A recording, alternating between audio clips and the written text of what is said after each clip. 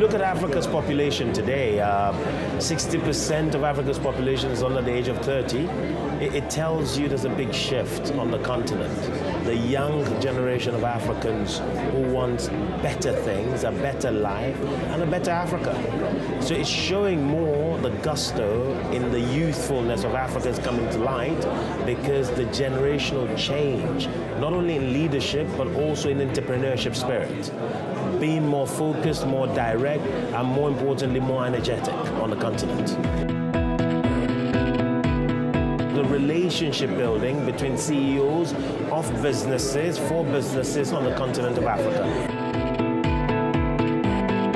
The full basis of being competitive is being able to support businesses and growth in Africa with the right infrastructure, the right support services in financing, the right regulations and rules that support the businesses. If Africa has all this put in place, businesses on the continent of Africa will be extremely competitive and matching the world order. Africa needs to protect itself in general from everyone. The reality about Africa is simple. Africa's always been seen as a resource-based continent. That should change. The only way we could create growth, inclusive drive on the continent is creating that support industry on the continent of Africa. I'll give you an example. Cocoa, Africa has the biggest exportation of cocoa in the world, from Cote d'Ivoire, from Ghana. But how many chocolate factories are in Africa? Zero.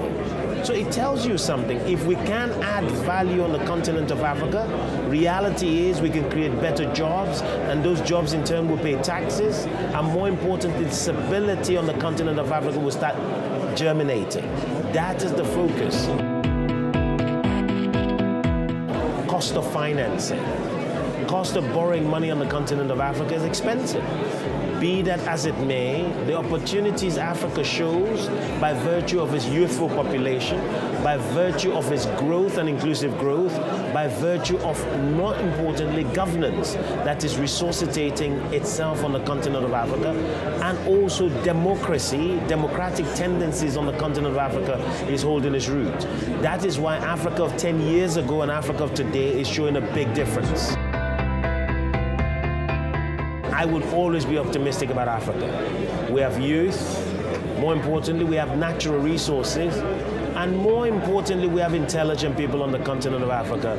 I foresee Africa's growth in the near foreseeable future being very bullish, and we will continue seeing sub and above 5% growth on the continent.